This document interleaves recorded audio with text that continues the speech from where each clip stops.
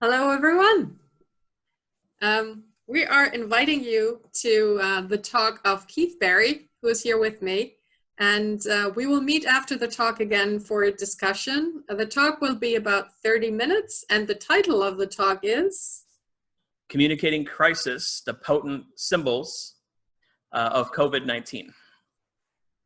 We hope you enjoy the talk, and if you have questions on the way already, there is a Q&A tool on the bottom in the menu bar that you can pose questions in already while listening to the talk, and afterwards in the discussion, I will give the questions to Keith, and now I would just invite him to get started. Well, thank you very much. Hello and welcome to my talk. I'm grateful that you are here. I'm grateful to our organizers for bringing this really unique conference together in series of keynotes or talks, and I'm very pleased to be participating in the conference. So much of my work, as I'll talk about, really is applied in nature, or translational, which is a term that gets used quite a bit, meaning I'm very much interested in using research and teaching to examine real life problems and to do a deep and thorough descriptive analysis of those, and in an effort to make lives better. And if there's ever been a time where lives have needed to be better, it's during a crisis, and in particular this one. So I'm happy to come together with you in these ways and on these issues, which are to me as intense as they are curious. You know, academics in my world like to use a lot of exaggerations, and I do as well, but I don't think it's an exaggerating word or phrase to call our times extraordinary. And so given that, I would like to take a moment to engage with COVID-19 in the spirit of mindfulness. I'm very much interested in and a practitioner of mindfulness for about the past 25 years, mainly personally, but also here and there within some of my ethnographic work. And given that we are living in, and as I'll suggest through the talk, considerable uncertainty and doubt and worry, which no doubt has most certainly created the conditions for many people's pain and suffering, and at the very least, dis-ease, I thought it might be a good kind of a moment to start and acknowledge the difficult times that people are going through.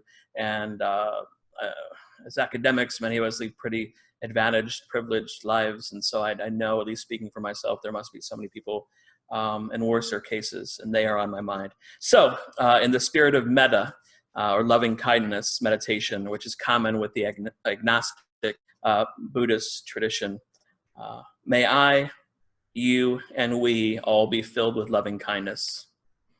May we all be well and safe. May we all be peaceful and at ease. And may we all be happy.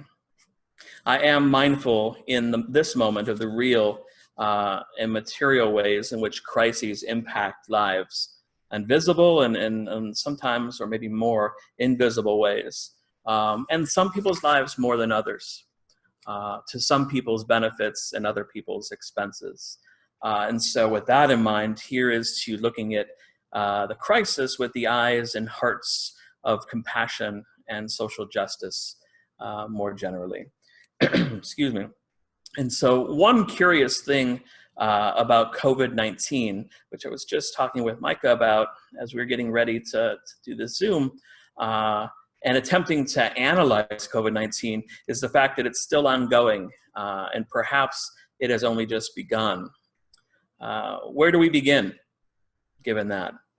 The talks comprising this conference, I suspect, including my own attempt to engage and dissect a problem that we're only beginning to know. Philosopher Calvin Schrag, who is a phenomenologist, writes, "We never stand at a beginning, but are always somehow already begun, held within a web of delivered discourse, social practice, professional requirements, and the daily decisions of everyday life." Indeed, lived experience is processual, and any attempts to understand and discern certain starting points where to begin are complicated, if not altogether futile. There's so many unknowns that we're moving through right now, so much contingency. Indeed, in picking starting points, we can always choose another way. I began and approached this talk in the spirit of an extended conversation, so to speak, or a series of interconnected moments of lived experience that serve to comprise a larger story about the COVID-19 pandemic, and as I call it, the pandemic I that dwells within the crisis, the pandemic and then the letter I. So what's ahead in the remainder of my time? I will first describe what is involved with engaging COVID-19, and for that matter, crises, from a relational communication and identity perspective, the approach that I deployed today in this talk. I then describe the ethnographic and phenomenological methodologies and worldviews or orientations that I use in my work, including in identifying and making sense of the central ideas of the talk. I next draw on those two methods and approaches to explore two dimensions of this pandemic I that I'm beginning to explore, two aspects or phases of the lived experience that feel to me to be especially salient and telling. I focus on what I would identify as some potent symbols, defined loosely, that comprise lived experience surrounding this pandemic. In terms of more specifically looking, I ask questions such as, what are the especially meaningful or potent symbols or moments of interaction? What do they mean? How do they inform our movement through the crisis? How do these symbols and meanings show and come to matter or be consequential within the macro and micro social, that is to say, the cultural and the interactional phenomena that constitute this lived experience? Overall, the central idea I'm building and working to explore here is that the COVID-19 crisis is a communicative phenomenon that shapes people's lives in considerable and significant ways, symbolically creating ways of communicating and the meanings of that communication that signal, implicate, rely on, and shape and reshape persons' subjectivities, or more generally, identities. I will then conclude the talk by describing several tentative summary claims, which convey some of the implications that I believe are made possible and sometimes necessary as a result of living within the pandemic I. These claims identify and center on issues of communication. And I am looking forward to the possible discussion that follows and any questions or feedback excuse me, that you have. So before I get too far into the talk, I want to speak a bit about the scholarly orientation that I bring to this project. What does engaging with the pandemic I of COVID-19 mean in terms of communication and identity, and from naturalistic and interpretive worldviews entail? It entails a number of things, conceptually and methodologically, and I'll explain those next. For instance, speaking first to conceptual issues, I convey and explore the pandemic I in this talk as a scholar who teaches and researches and writes, as suggested before, in the area of relational communication. My work primarily explores relational communication, or the ways in which conversation partners use linguistic or verbal or embodied or nonverbal or somatic messages to co-constitute or jointly make and remake meaning within the social interactions and relationships that comprise people's ongoing, mundane, and everyday lives. That is a mouthful. The key part is that my units of analyses, when I use that term in research, typically focus on the interaction and on the relationship and how those phenomena in people's lives are symbolically created. And I'll further unpack that as we go. Relational orientation assumes that communication is a mode of symbolic interaction. And I'm thinking of Bloomer's work there from '86, Symbolic Interactionism. Symbolic interaction in which interdependent persons come to understand ourselves, each other, and our participation within lived experience generally. So something special, I almost said spectacular, it is sometimes, but something special happens within everyday interaction between bodies and beings, between people and within relationships, including relationships at the community level. In these ways, relational communication is a dynamic and complex process of mutual influence, that is informed by diverse perspectives, relational styles, and meanings. I wanted to give two additional definitions of communication that I use quite a bit in my work and that I think are most useful in wrapping our brains around lived experience, including crisis lived experience, in thoughtful and thorough, circumspect ways. The first comes from Richard West and Lynn Turner, who are communication researchers. And they say communication is the process of message transaction between people to create and sustain shared meaning. The emphasis there on message transaction. There's a transaction going on when we interact. And the emphasis on create and sustain shared meaning, right? Interpersonal meaning, a sense of commonality. Second, according to James Carey, communication is a symbolic process whereby reality is produced, maintained, repaired, and transformed. A symbolic process whereby reality is produced, maintained, repaired, and transformed. In other words, communication is a social practice in which persons form, continue, or perpetuate, mend, and make anew human understanding. Right? Pay attention in that definition to not only what it is, as I explained, but also what it suggests communication isn't. There's a fallacy that persists still today, that communication is merely a process of delivering a message, right? It's a conduit process, right? While messages are delivered in communication, over time, we also, in research, have realized that there isn't only a sharing or a sending of messages, there's also a constituting or a making within those very same interactions. So meaning is not only being sent to others when we interact, it's being created collaboratively by both and other partners symbolically within interaction and relationships. In other words, communication is powerful, right? And I'll return to that in the conclusions when I talk about the power of words. I also convey and explore, second, the pandemic I as a relational scholar interested in issues of identities, right? I'm primarily interested in the intersections between relating or communicating, culture, and identity, right? So a lot of my work takes up questions that kind of from an interdisciplinary standpoint look at identity formation, or as I like to call it, identity negotiation that occurs in communication and relationships.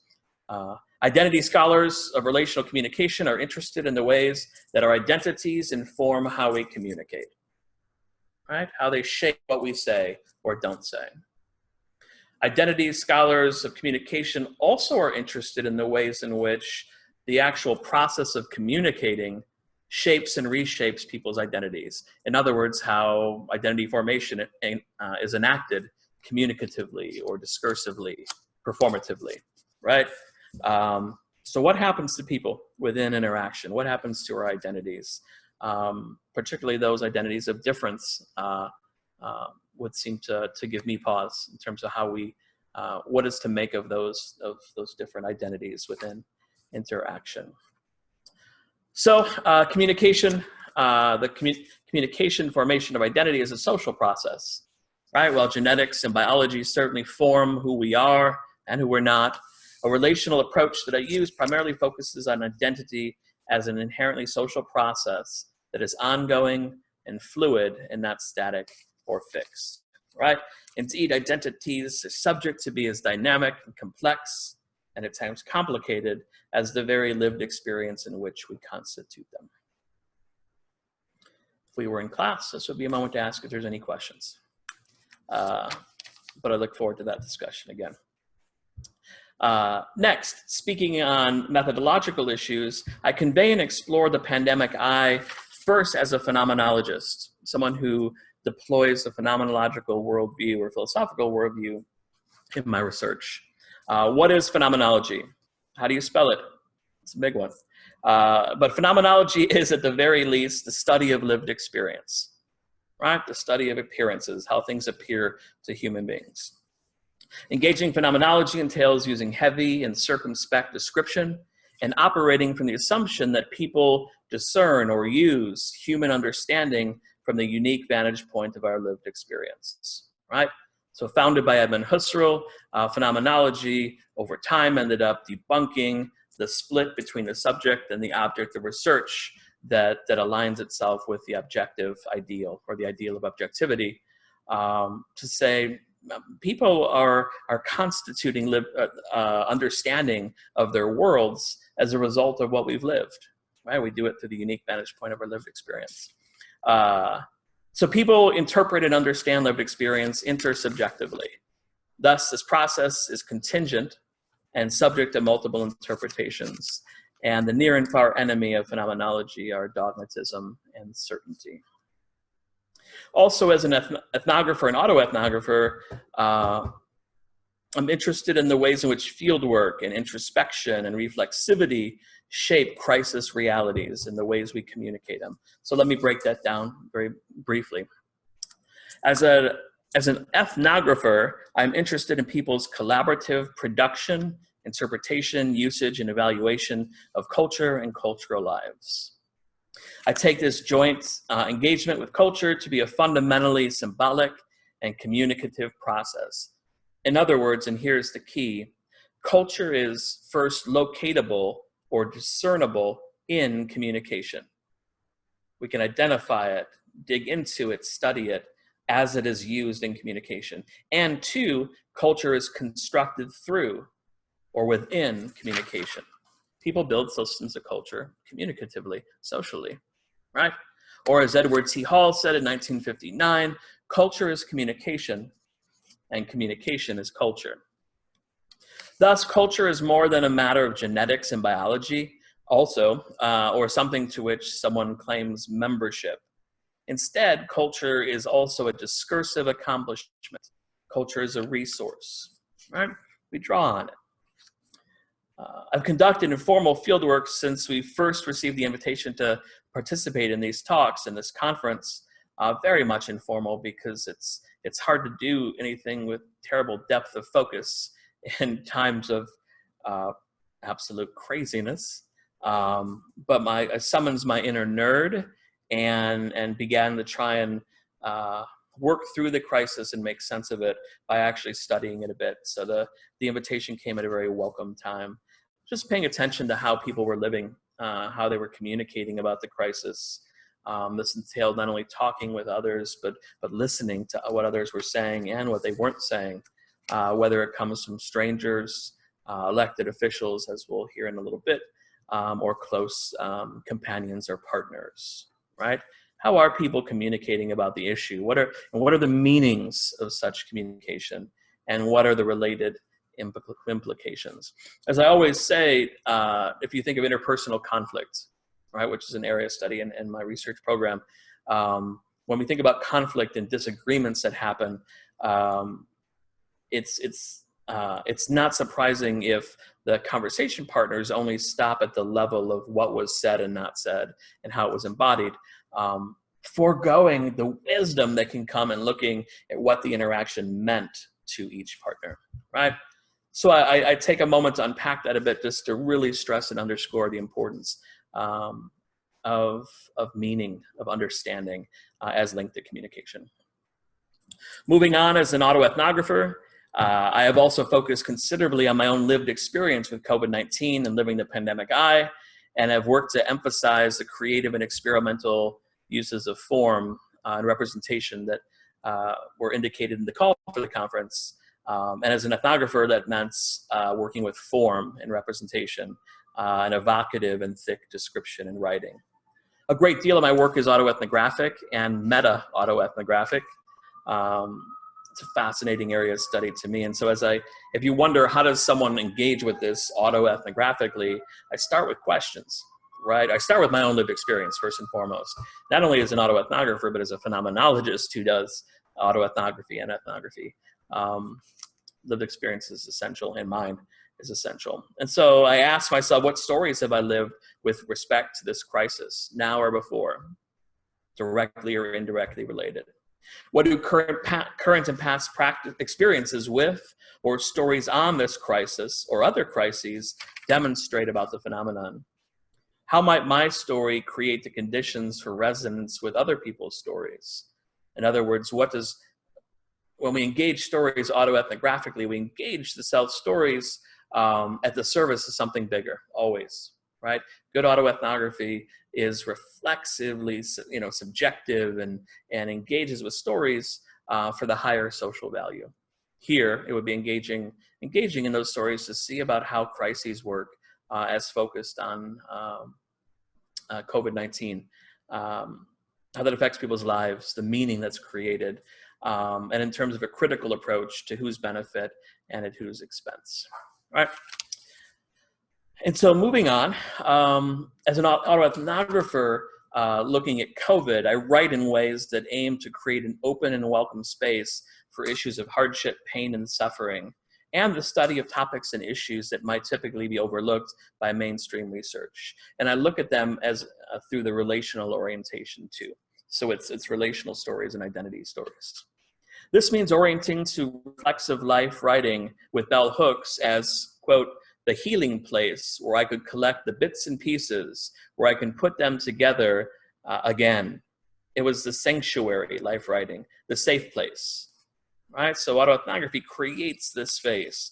This also means writing with larger purposes of the craft in mind. As Hooks continues, we write because language is the way we keep a hold of life. With words, we experience our deepest understandings of what it means to be intimate. We communicate to connect, to know community. When I sit with words that I trust will be read by someone I know that I could never be truly alone.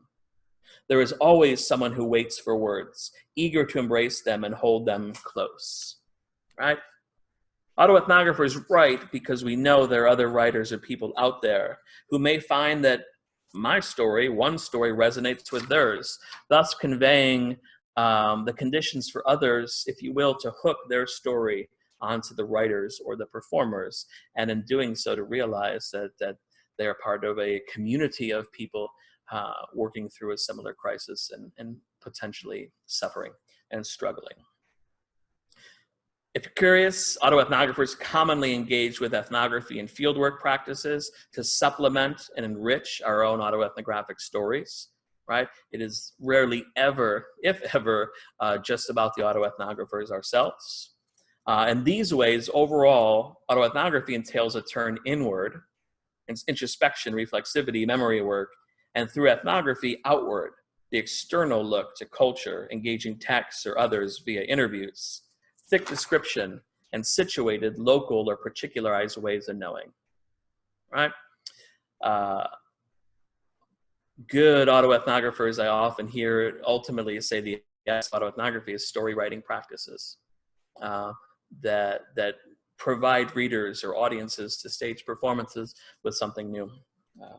And finally, as I investigate, I also investigate the pandemic I using ethnomethodology, or the study of the mores of the people, a method founded by the late sociologist Harold Garfinkel. Ethnomethodology doesn't play a very large role in the talk today, but it does support my intention and decision to focus on mundane, everyday social practices that people co-create, interpret, and use to regulate social order, right? It supports that desire to uncover that which is taken for granted or seen as common sense. Like phenomenology, ethnomethodology is often interested in the ways in which people tacitly constitute understanding. In other words, understanding that dwells outside of our everyday lived experience. That said, as by way of a setup, entering the pandemic. So in trying to prepare this talk, I realized that we are, as I said earlier, still just getting underway, right? So this pandemic I, which is an experience of a communication space, a subjective communication space, a cultural context, if you will, that it deploys language and embodiments and mutual influence of relating and so on and so forth. The pandemic I is this construct that I'm just starting to work with. But really all I feel that we can coherently talk about are two phases so far, and that would be the preparing phase and then the encountering and sense-making phase of the pandemic. And so for the rest of this talk, I would like to read through those two main phases, some descriptive work rooted in relating lived experience that I see comprising this process so far.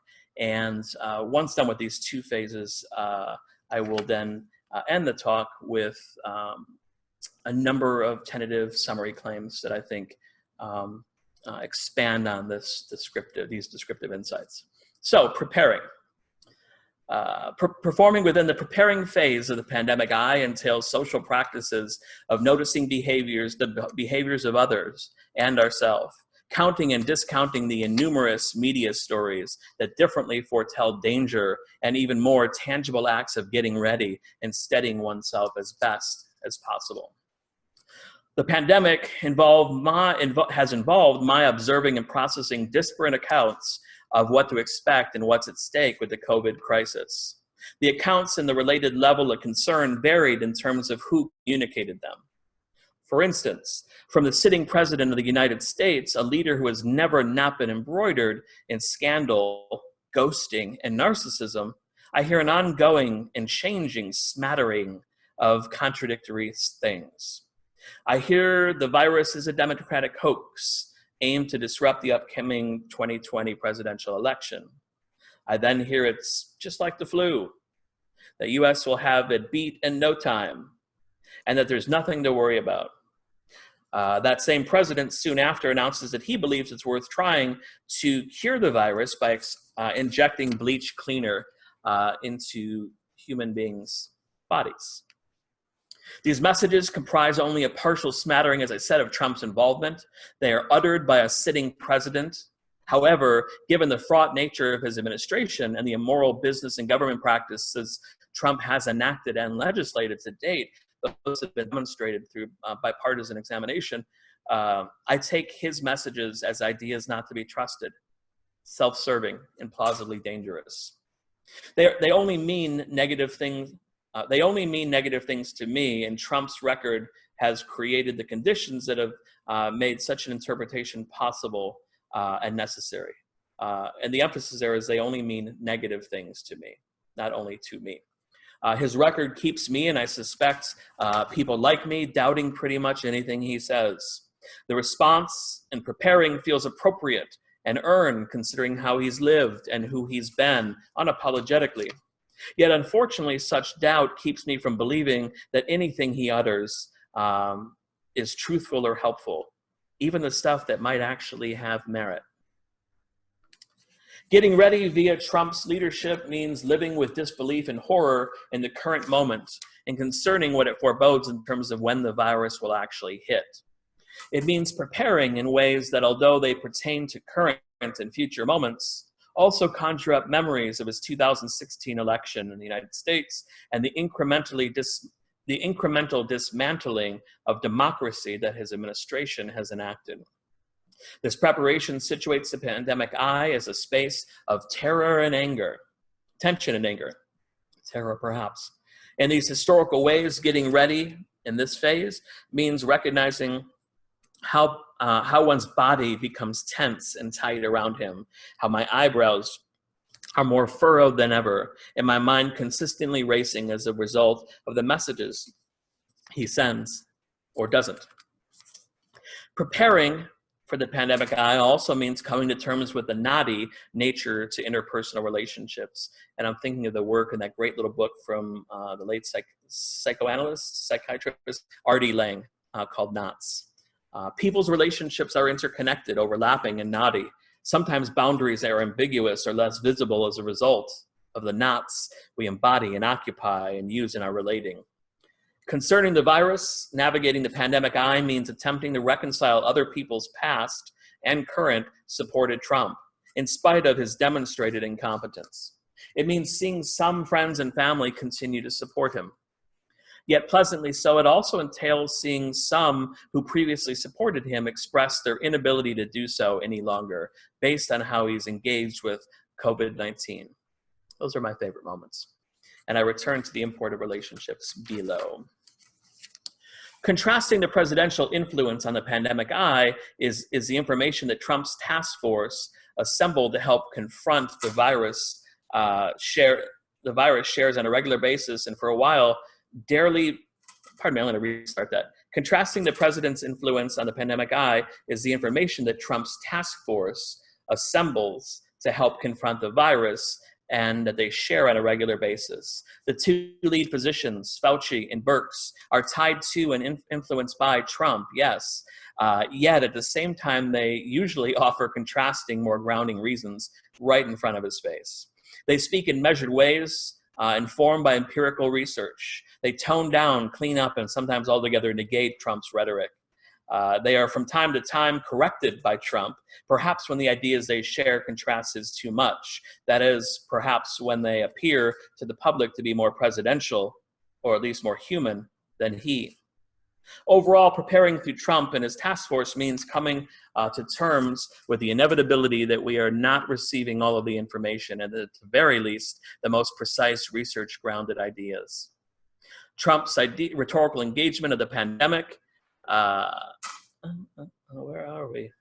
There we are. Complemented by his defensive and embattled engagement with members of the press, disrupt the reputation he tries to build as a leader of the free world. It creates more questions, doubts, and anger concerning the crisis, the extent to which the U.S. has a plan, and frankly, the extent to which he cares and is competent and fit to lead. Getting ready with the incorporation of Trump's task force at once is somewhat reassuring. I must admit, I rarely watch a full press conference and decide to get my news in print from news shows or for trusted family and friends. Yet hearing of the physician's more measured, but not necessarily more pleasant responses feel to me like it provides a much needed sense of footing or stability to the crisis. Yet at the same time, needing to discern between positions, theirs and his, Trump's, entails added work and creates the conditions for not truly knowing who to trust. The pandemic eye also entails preparing professionally. It means seeing students, like Chinese students, many of whom I know and are dear to me, walk across campus last November and December wearing protective masks and wondering what their life must be like right now. It seems strange to see these students wearing masks, given that COVID-19 at this point was largely, or at least it seemed to be, an issue supposedly in China, Italy, and other non-US locations. I attempt to sneak looks at some of those students given the strangeness, but also out of a curiosity of what their performances of masked selves might look like, might be like. I don't engage with the students interpersonally, but I see them increasingly over time. I want to think that the virus is something that others elsewhere must only confront. I worry that I'm underestimating the power of the virus and overestimating my preparedness.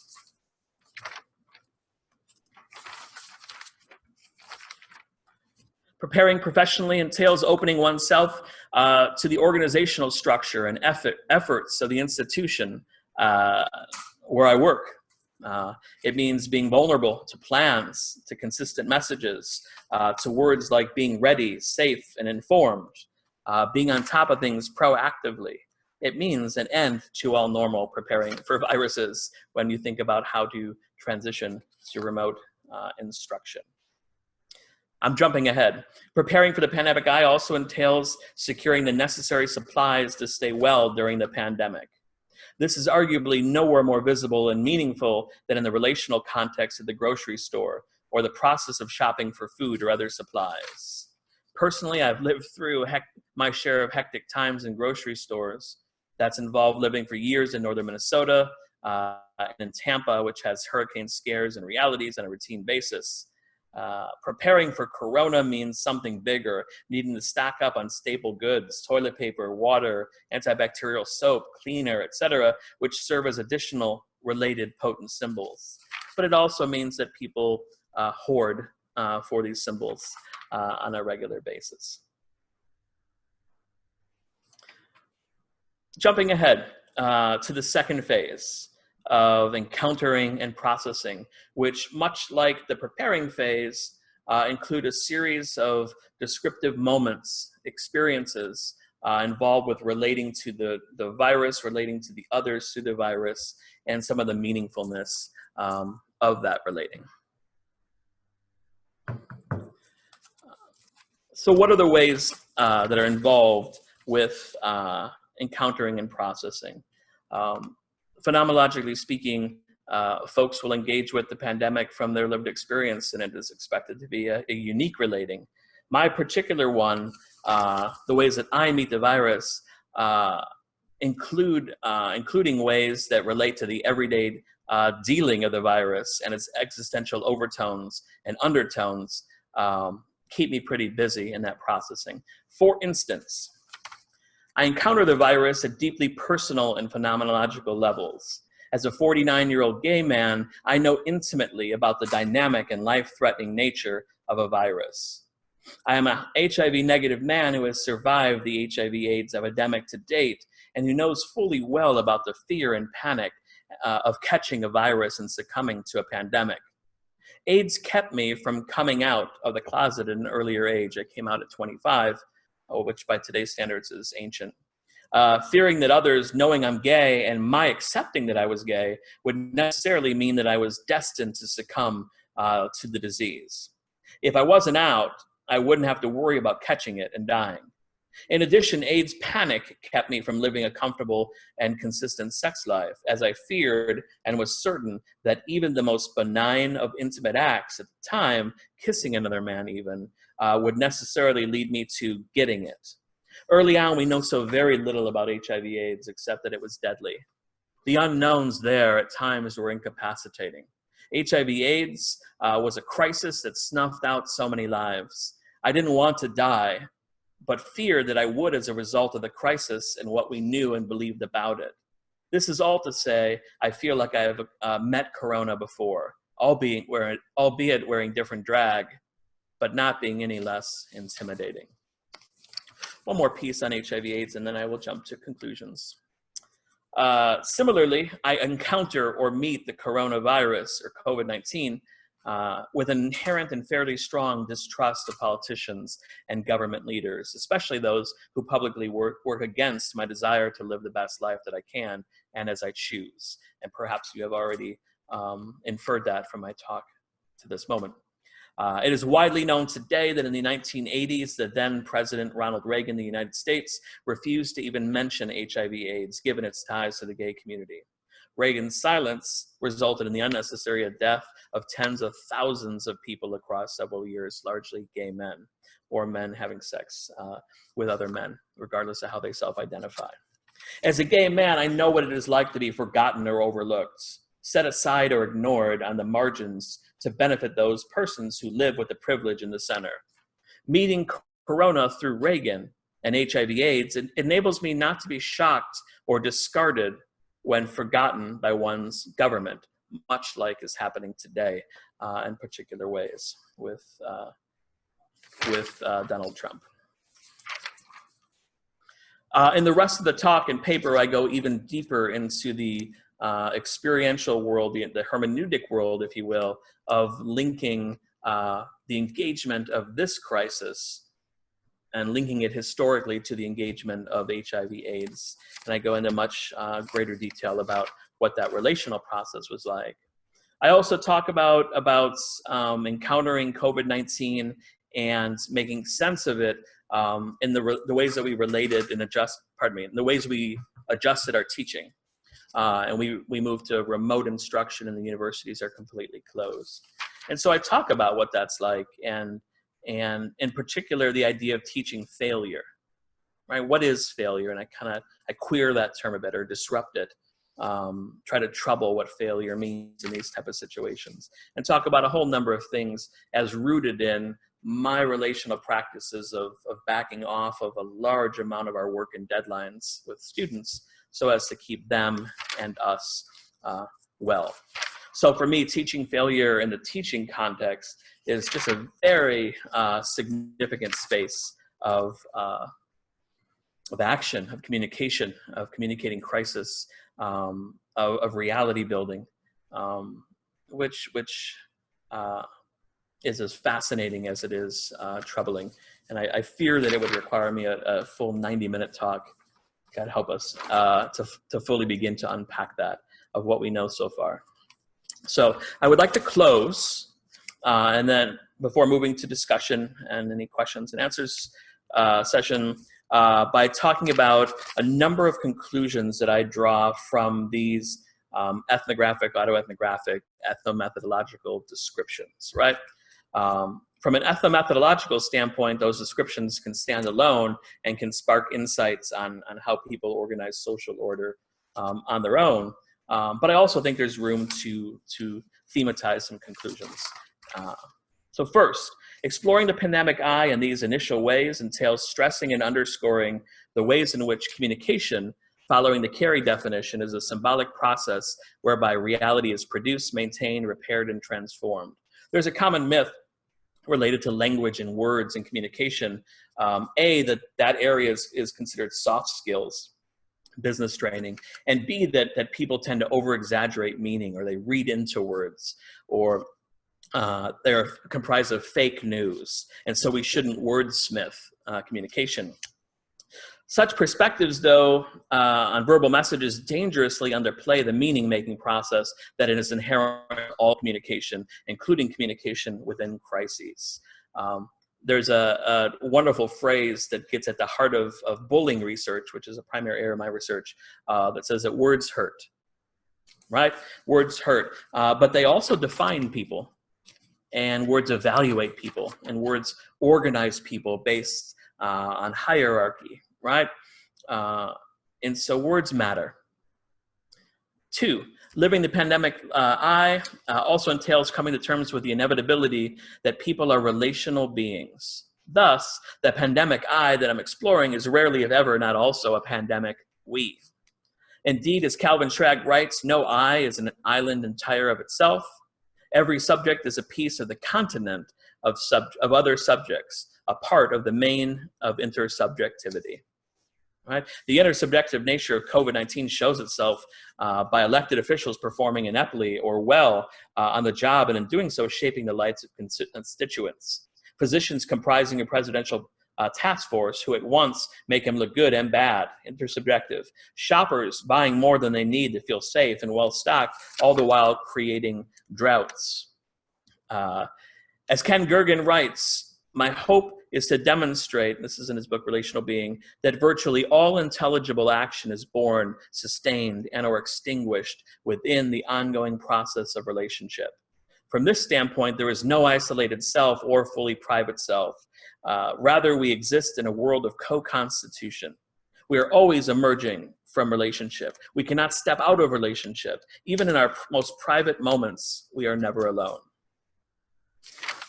So COVID-19, living the pandemic I, is a relationship context, and where we'd be wise to keep digging into how those relationships work, and the sort of social order they create, and again, to whose benefit and whose expense.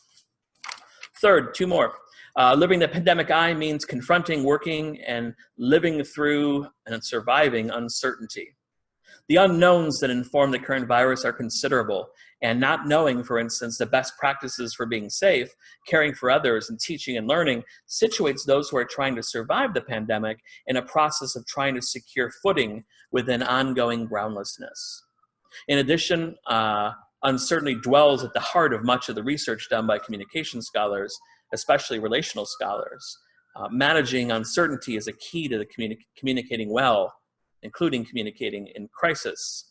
It is confounded in the current crisis by a lack of research on the virus, inadequate testing to bolster knowledge of carriers, and mixed messages by politicians. We have a ways to go on the uncertainty front. Fourth, and similarly, the pandemic I also entails tasking between mindful and mindless responses to the crisis. I engaged with mindfulness as a psychological process and an Eastern practice and perspective. On one level, the pandemic entails living mindfully. There is something quite sobering about the fear of illness and death that can prompt the most aloof person into present and aware existence. A lot of readings that I've read on mindfulness talk about the powerful role that, for example, a hospital plays in being mindful, right? Now, certainly one can escape, but the life and death nature, the embodiment of it, can create the most mindless person and transform that person into someone, at least in the moment, mindful. There is something quite sobering about that fear of illness and death, as I said. In some ways, I've witnessed more people extend more kindness, peace, and goodwill to one another during the crisis, more than I've seen in a long time. I'd have to think that does well for us and our well-being. And yet, on another level, I've witnessed a greater occurrence of competition, say, for instance, in securing goods like the toilet paper and other supplies. I'm sure I too have participated relationally in some of these ways. My temptations to hoard, I catch all the time as a response to fear. In addition, there is a significance and compelling narrative and set of stories that comprise the social interactions and relationships within this pandemic. There are sweet spots to these accounts. Like sometimes there are stories of people extending themselves generously to others who are in need. Sometimes these stories are about resilience. However, to my lived experience in the pandemic eye, the stories are more dramatic, uncertain, and scary. It's easy to get caught up in these stories, which are easy to take as true, even though one may have no basis for affirming such truth. The need there for mindfulness is key. And I'd like to close by offering a fifth tentative conclusion that really is I want to make a final and overarching observation about living the pandemic eye, one that I would advocate we consider as a meaningful way to engage with and explore the difficult spaces of crises like COVID-19. Bell Hooks writes, "I came to theory because I was hurting. The pain within me was so intense that I could not go on living. I came to theory desperate, wanting to comprehend, to grasp what was happening around and within me. Most importantly, I wanted to make the hurt go away. I saw in theory then a location for healing." I identify with Hooks on a number of levels, including her ways of coming to and orienting to theory as a way of healing and living, very much an autoethnographic sensibility. I want to try as much as possible to use research and theory and teaching as a location for healing. This comes up again and again in autoethnographic studies. How do we heal, though, with the unknowns, with the changing nature of the crisis, with the interdependency of conversation partners who both share an interest in each other but also need to take care of themselves, and so on and so on and so on. And I root the response to that question in a quotation that I'll close with from agnostic Buddhist monk Pema Chodron. She writes, "When we talk of compassion, we usually mean working with those less fortunate than ourselves. Because we have better opportunities and good education and good health, we should be compassionate towards those people, poor people who don't have any of that. However, in working with the teachings on how to awaken compassion and trying to help others, we might come to realize that compassionate action involves working with ourselves as much as working with others. Compassionate action is a practice, one of the most advanced. There's nothing more advanced than relating with others. There's nothing more advanced than communication, compassionate communication." So I suppose if there was a way to end the talk and end in a way that properly reflects the open-ended, unknown nature of this crisis that we are living through and that we're studying and coming together on, may we do so in ways that aren't perfect, but are reflective of our best practices of compassion for others and for ourselves. So thank you for listening, and I look forward to the conversation, and stay safe.